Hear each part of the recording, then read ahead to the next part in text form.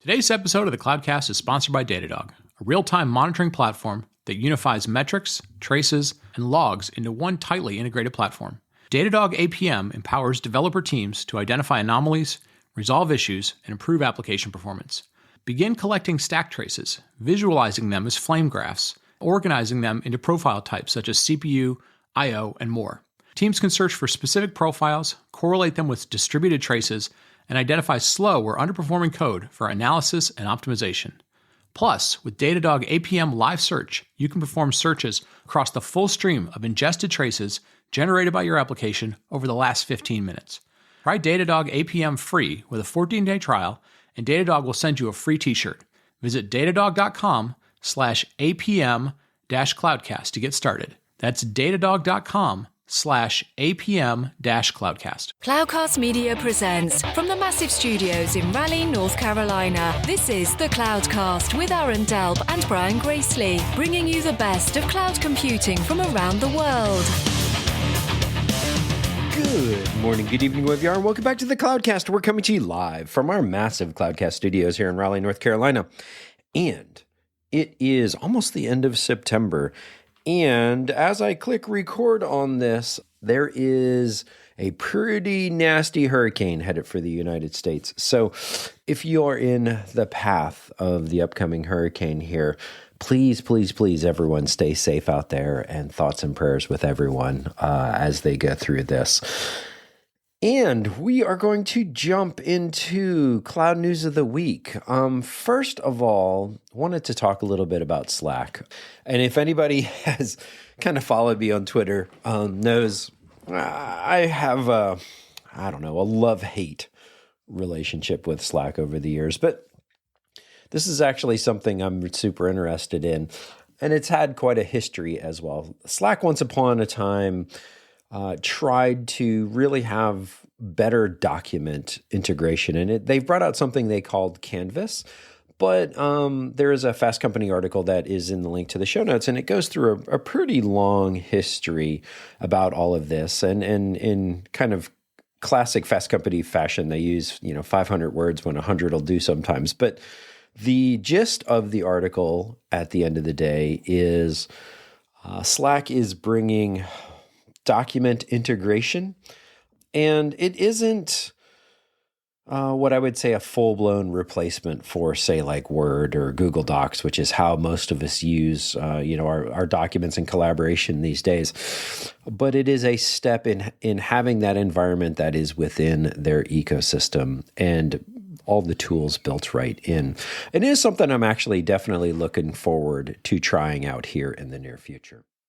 And up next on our Cloud News this week, really interesting article by Stephen O'Grady over at RedMonk, and talking about the end of open source, or the end of a certain model, if you will, if things don't potentially change. And I'll use the term, cautiously optimistic, if you will, because there's a pattern Stephen has been tracking, and it goes back to the roots of open source software and why it came about. And he talks about IBM and mainframes and closed source, and then open source came about and rose in popularity. And then, of course, we had kind of the closed source software era, if you will. And the article goes in depth into this new model that has recently developed over the last couple of years of bringing things out open source. And of course, developers want to work on those projects, but then changing the models over time so that kind of venture capital and companies have figured out how to eventually change that open source model, or figure out how to make that value in-house, and not necessarily something that would be for everyone like true open source would be. And of course, Stephen goes into great depth about this model and how this could be really troublesome for the industry going forward, and that this approach is truly a dead end. And it's a very good read, a very fascinating read, and I certainly encourage you to go check that out. And finally, we have our third article. And I think we talk about this every quarter, but it is worth talking about. Clouded Judgment, Substack. They have the Q2 2022 public cloud software earnings report out. Big winners in Q2, Bill.com, ZoomInfo, Datadog, Snowflake, SentinelOne, Atlassian, Zscaler, CrowdStrike. But as always with these articles, it's much better to go read not just the highlights of this, but really dig in and figure out what makes these companies so good. And it's written extremely well. As always, goes in, talks a little bit about consensus estimates. It goes and talks about growth of these companies. It talks about margins of the companies. It talks about net revenue retention and why that is important, especially with private SaaS companies. And again, really, really good read. Lots and lots of data. If you're going to go check this out, definitely go get a drink, make yourself a fresh pot of coffee, something like that, and get comfortable with it, because it will take a little bit to digest all of it, but it is certainly worth your time. And with that, I'm going to wrap up Cloud News of the Week. And coming up right after the break, we're going to be talking to the folks over at Chainguard about secure software supply chain. Buffering, how annoying. Did you know that 17 out of 20 people stop watching a video because of stalling and rebuffering? Don't let your users click away to a competitor's site. If your business lies in online media, rely on CDN77 to deliver a seamless online experience to your audience. CDN77 is one of the leading global providers of content delivery network services. They power the world's most popular websites and apps, such as Udemy, ESL Gaming, live sports TV, and social media platforms. Aside from their massive and redundant global network, you're going to love their no BS attitude and skilled team of engineers ready to help 24/7. No chatbots, no tickets bouncing around unresolved for days, just people who know your use case and can immediately help you pinpoint and fix the problems. Don't wait until your users run out of patience. Go to cdn77.com/cloudcast and ask for a free trial with no duration or traffic limits. That's cdn77.com/cloudcast. And we're back. And folks, as you know, one of the things that Aaron and I will always profess is we're always interested in what's going on from a security perspective in our industry. It's always something that's top of mind for a lot of people. May not always be their chief responsibility, but it's always something that you always kind of got to be conscious of. And from time to time, we go through certain periods where there's some high profile things that involve security, and a lot of us kind of dig into what's going on with that. And today we're really going to have a chance to dig into some things around how do we make sure that we know what software we're using. We're using software from a lot of different places these days. How do we know where it's coming from? How do we know that we can trust it? How do we know that we can validate it, and all those types of things? And so really excited to kind of dig into that topic today. We have Dan Lorenc, who is founder and CEO of Chainguard. Dan, welcome to the show. Great to have you on. Thanks. It's great to be here. We have been hearing a ton of really, really good things about Chainguard, a lot on Twitter, a lot in the communities. So excited to have you on. Let's talk a little bit about your background, and then let's kind of dive into what led you to start Chainguard and really kind of focus in this space. Sure. Yeah, so we got Chainguard started about a year ago, just under a year ago today. It was October of last year. So October 2021 for people listening later. Oh, wow. Before that, I was at Google for about 9 years as an engineer, working on all parts of Google Cloud Platform, from back in infrastructure out to open source developer tools. Really through that is when I got into the supply chain security area and started worrying about it, especially in the context of open source software. Yeah, interesting. And one of the things I found was interesting when you guys got started, a lot of folks from the Knative space. Was there a natural connection between this work in serverless and what you're doing with Chainguard, or was it just like the right people at the right time, really good engineers? Yeah, I think it was a lot more about the right people, but there were a kind of larger group of us at Google working on open source pretty early on. And Google was known for, it still is known for, having amazing internal security. The security setup there is better than anything I've seen anywhere else. And particularly around internal supply chain and controls around what the risk of a single developer getting their account compromised could actually do. And the world was set up perfectly. It would take multiple developers to sign off on anything. A lot of the breaches we've seen lately are MFA stuff not being set up correctly, or a single person's account getting hacked or something, and then being able to pivot from that initial footprint into like a full production takeover. And we had spent years at Google making that hard and not really possible. But then when we started working on open source, either in the Kubernetes or Knative or some of these other communities, we saw a lot of that stuff was just gone. Containers were built on laptops and desktops sitting under people's desks with Jenkins on Mac Minis and that kind of thing.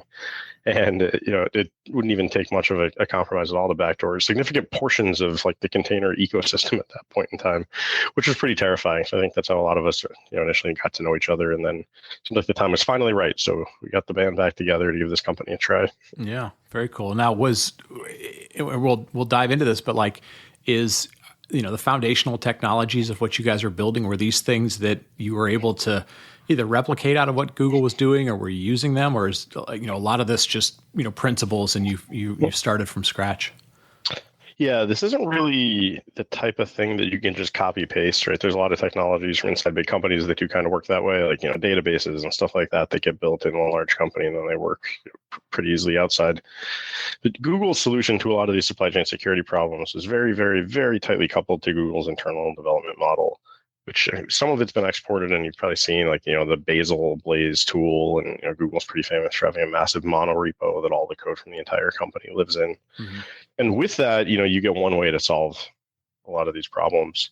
Without that, though, when you jump into the open source world where there's intermediate package managers and lots of small repos on GitHub maintained by different people, the same technology, the same solutions don't really work. So you do have to step back and think about the principles. Like, what are the guarantees we're actually trying to make at each one of these stages?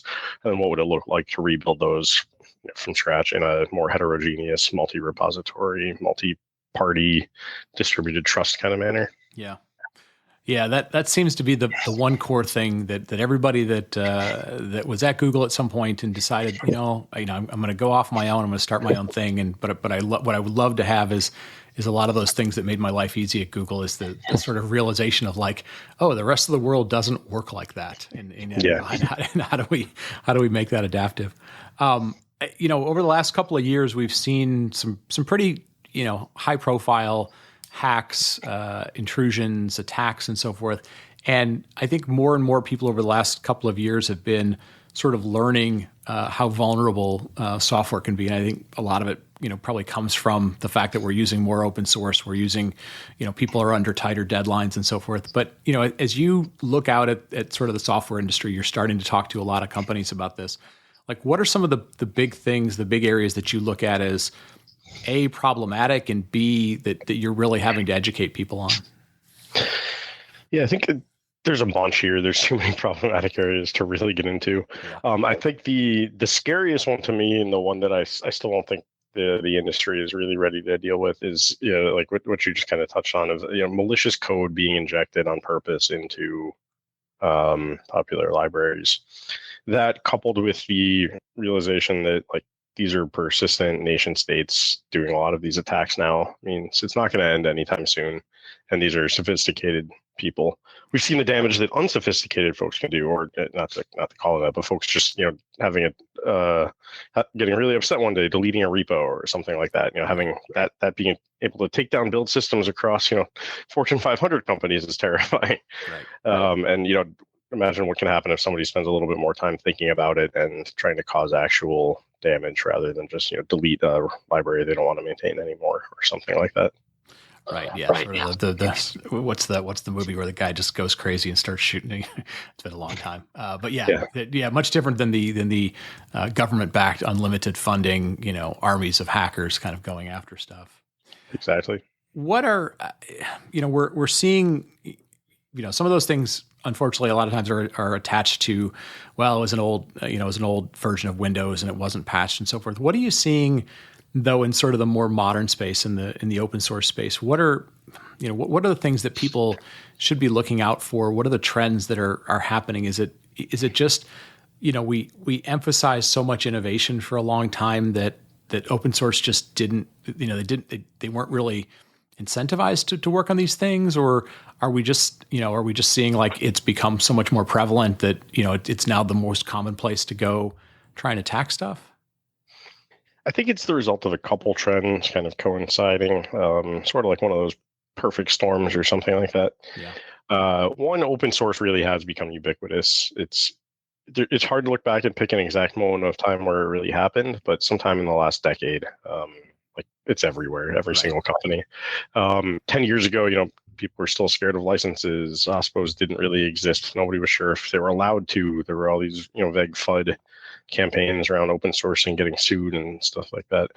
Organizations were using it, not to say it didn't exist 10 years ago, but it just wasn't everywhere the same way it is today. And now it really is everywhere. Yeah. That makes sense. Then at the same time, we've gotten decent-ish. I don't want to say we've solved, because there's like a major breach every weekend or two. I don't want to say we've solved all the other aspects of security, but we have gotten a little better at it. MFA exists now, so you can't just compromise a person by stealing a single password or a 10-second long phishing attempt. HTTPS is everywhere. I mean, a lot of folks probably don't remember, but 10 or 15 years ago, most pages on the internet did not have certificates, and there was a whole, green checkmark, red X debates for decades. You're sending your bank passwords in plain text over the internet, and anybody on like that Starbucks Wi-Fi could see it, stuff like that. So we've gotten pretty good at hardening all the other ways in to enterprise infrastructure. Still not perfect, obviously, but we've gotten pretty good at it. And attackers are now just looking for the next easiest way in. Right. Supply chains are massive. The attacks look a little different. You can't be as targeted. You can't just look at one company, look at their employee list, fish a bunch of people until you get in. But you find a company that has 1 million customers or something like that, and then you kind of pivot from that company to all of their customers and hope you find something interesting along the way there. So it's a little less targeted, but more widespread at the same time. Yeah. You mentioned that you guys started the company about a year or so ago. You're focused initially on secure container images, and then more on sort of software supply chain security. Can you kind of walk us through the types of things you guys are building and the parts of the problem that you're trying to sort of put a focus on? Sure. Yeah, so we break down the problem space into a couple different categories. It's a massive problem space, right? We started the company, like I said, about a year ago, in the wake of the first kind of nationally talked about supply chain attack, and that was the one, the attack on SolarWinds, right? Where likely a nation-state attacker compromised some build infrastructure at SolarWinds, inserted a backdoor there into the binaries SolarWinds produced. And then those packages of software, they're actually even signed. They get downloaded by customers, run, and a whole bunch of data got stolen in really sensitive contexts. And that's one aspect of supply chain security. Almost a year later to the day was another massive, it's incorrect to call it an attack, but a massive incident, I guess. The Log4Shell vulnerability was found. Right. Wasn't really an attack. It was just an unintentional bug that had been present for the better part of a decade in one of the most widely used components and the most widely used programming languages in the world. That was about as bad as it could possibly be. It was like worst case scenario, but very, very different, right? There was no attacker that inserted that. Once it was found, attackers tried to exploit it, but completely different phase in the development cycle, completely different mitigations. You need to fix them, completely different everything.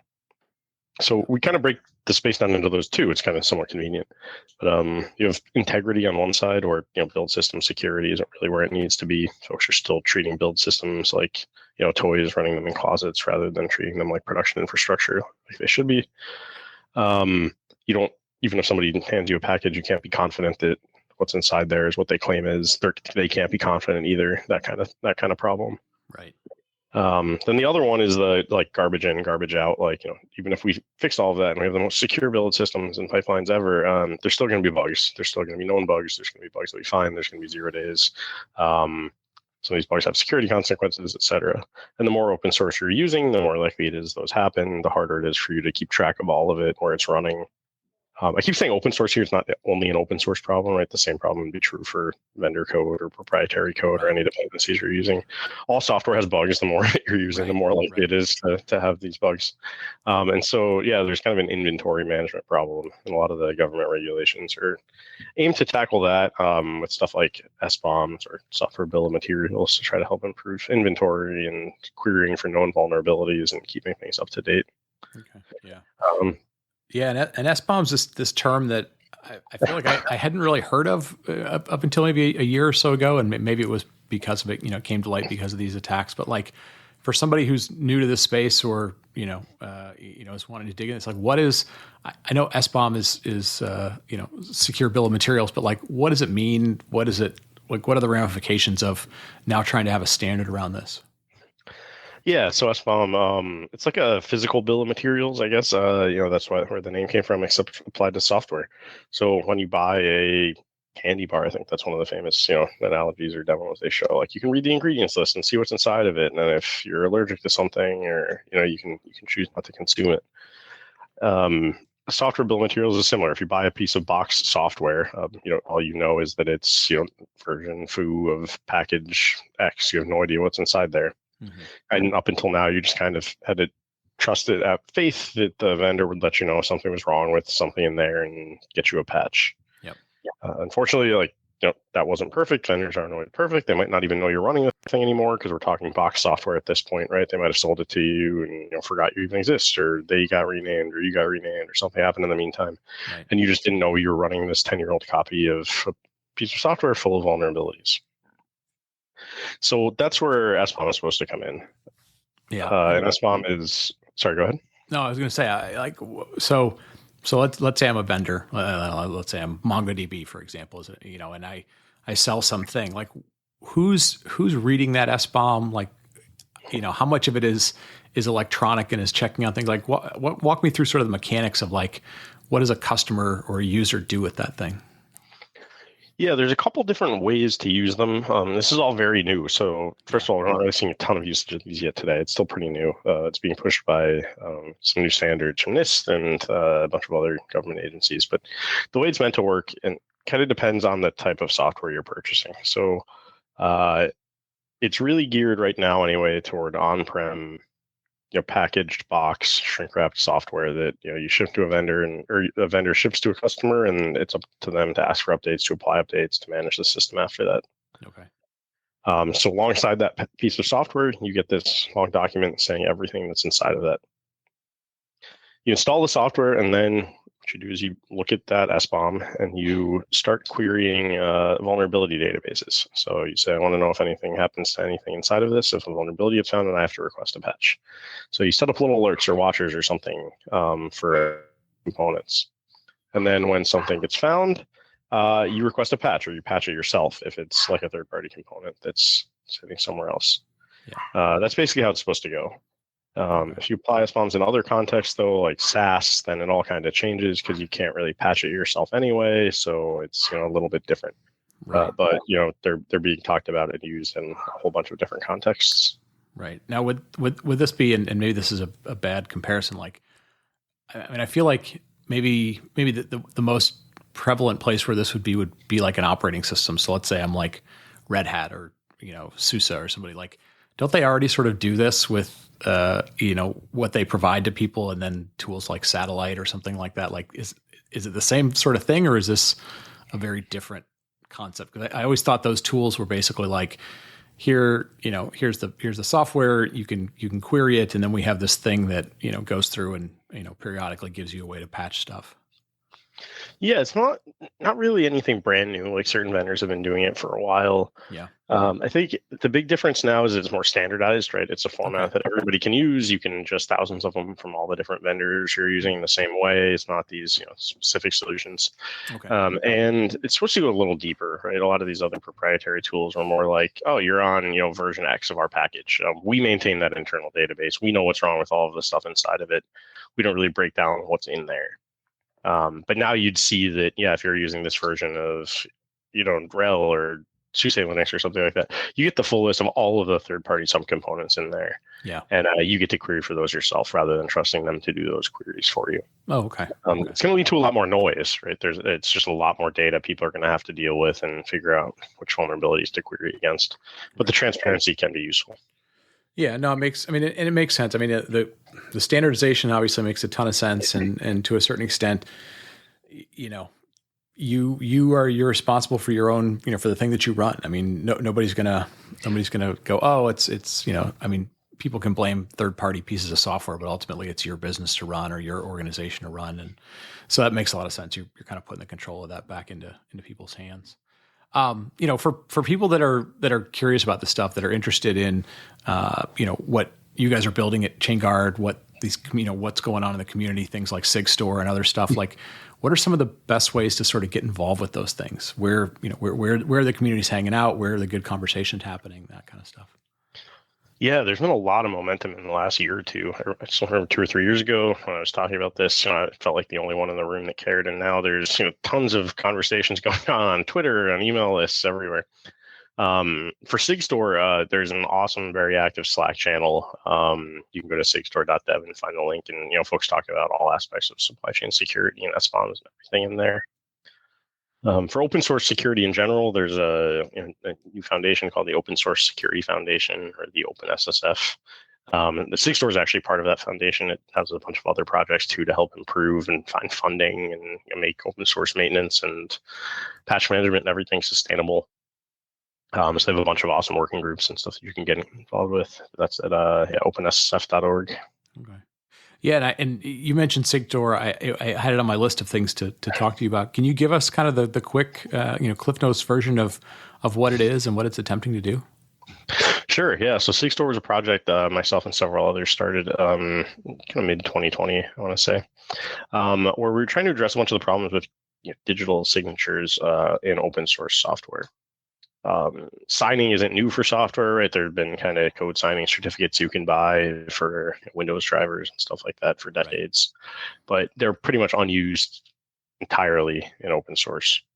PGP was kind of an alternative that addressed the problem in a very different way, but it never really reached critical mass in a lot of these ecosystems. It's designed around this kind of web of trust model, where if everybody has these keys and they exchange them in person at conferences and at parties and stuff like that, you can build a good kind of network of who to trust, and by, you know, looking at who trusts who and that kind of thing to get back to, you know, real identities.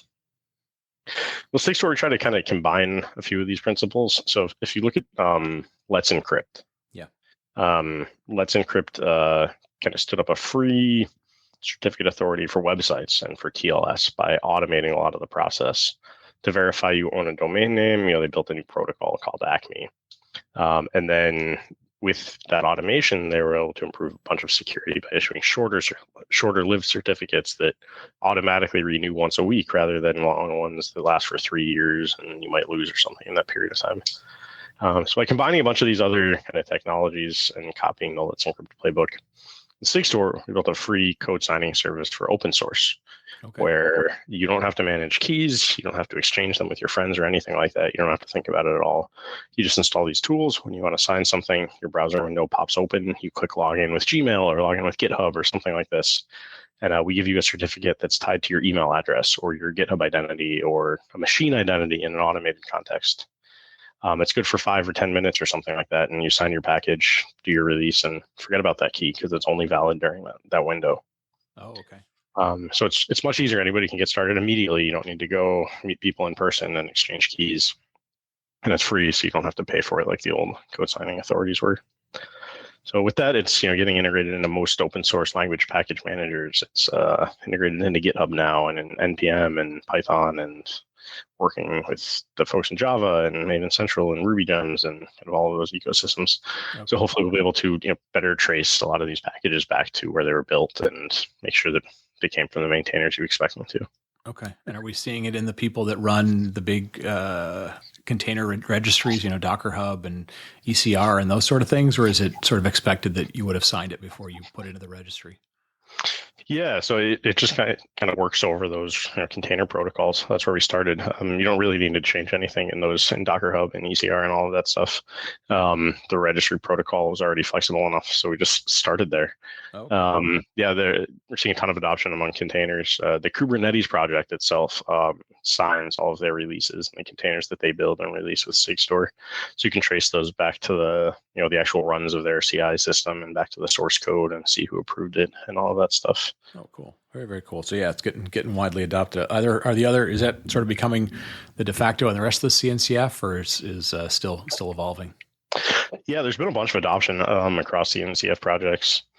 We just saw that like Flux started doing it. A bunch like Falco, I think, is investigating. So it's seeing pretty good adoption across the NCF. Okay. Very cool. Very, very cool. Well, look, I want to be conscious of your time. You're running a company. Real quick, what was it like starting a company in the middle of the pandemic? Are you guys still completely remote, or have things changed quite a bit? Yeah, we're still remote. We're all across the U.S. And some folks in Europe and kind of international. And, in some ways, it was probably easier during the pandemic, right? Office spaces, none of that stuff to set up. I just swapped out which laptop I logged into each day, and so much of it was open source. Still working with a lot of the same people, but it was. It's been a lot of fun, a ton of learning, a lot different than a big company, but a lot more fun at the same time.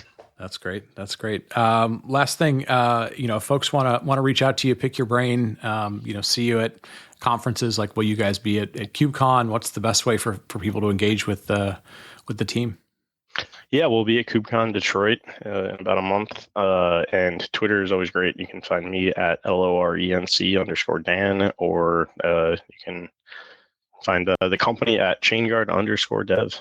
Good stuff. Good stuff. Well, Dan, thank you for the time today. Thanks for educating us a little bit and putting up with our simplicity around security. We appreciate you diving into those things for us. Folks, I'm going to wrap that with that. For Aaron and I want to thank Dan for his time today. Thank you all for listening. Thanks for helping us grow in the show, and tell a friend. If you get a chance, please give us a rating on Spotify or iTunes or anywhere else you get your podcast from. And with that, I'll wrap it up, and we'll talk to you next week. Thank you for listening to The Cloudcast. Please visit thecloudcast.net to find more shows, show notes, videos, and everything social media.